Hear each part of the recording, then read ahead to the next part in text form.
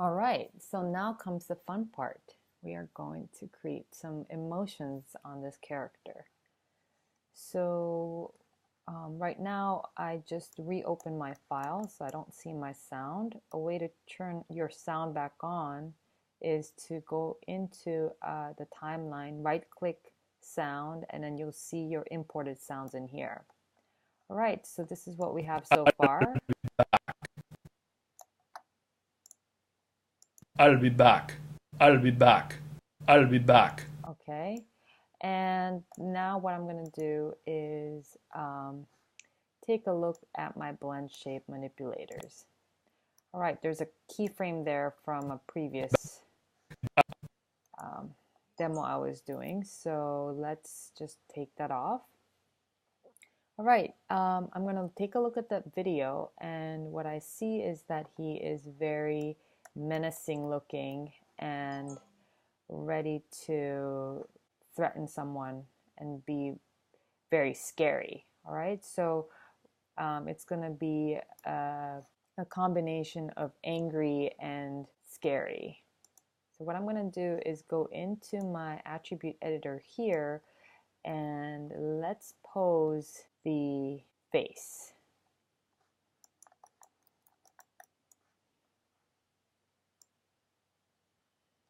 All right, so that's up. Let's see, mad. Oh yeah. So I'm going to do angry on both eyes, but I'm also going to raise my right eyebrow up, okay, because then it gives some asymmetry there.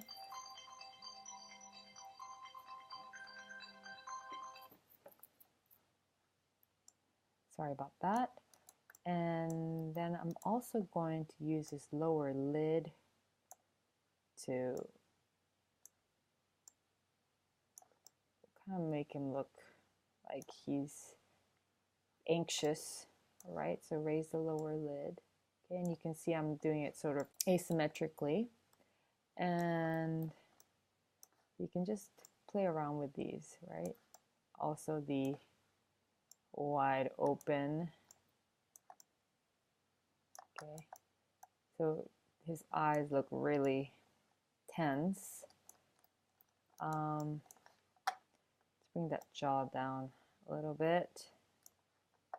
Okay, and that looks pretty good to me. All right, so your emotional state could change over your animation. Okay, so if you want to do that, maybe he gets sinister at the end and then he smiles, right? So what I'm going to do is keyframe all of those in the beginning.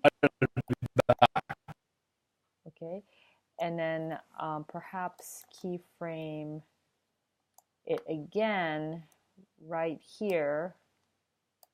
Okay, and now I have to hold it from 0 to 17, and then about 12 frames later I'm going to bring up one of these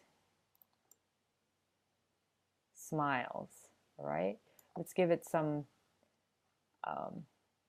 time here so it doesn't look like it's too quick.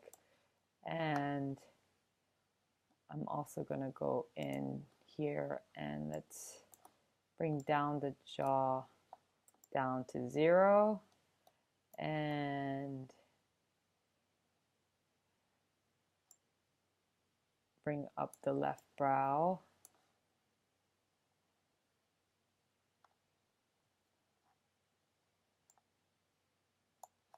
Just bring down the left brow a little bit.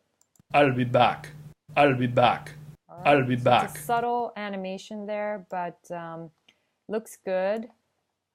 Right, and the last thing I'm going to do is to take out the keyframes of the phonemes, the a, e, o, u, f, m.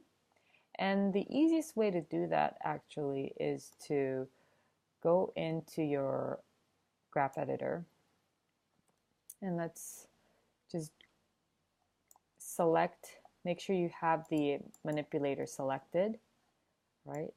Grab these 6, press F to see them all. And right now they're not doing anything because I haven't changed their values, so they're just flat, right? You can just delete them all here, or you can leave the frame on frame 0, the keyframe on frame 0, and delete the last one. Because we're going to need that beginning keyframe actually to make sure that it's blocked in the very beginning. Okay, great.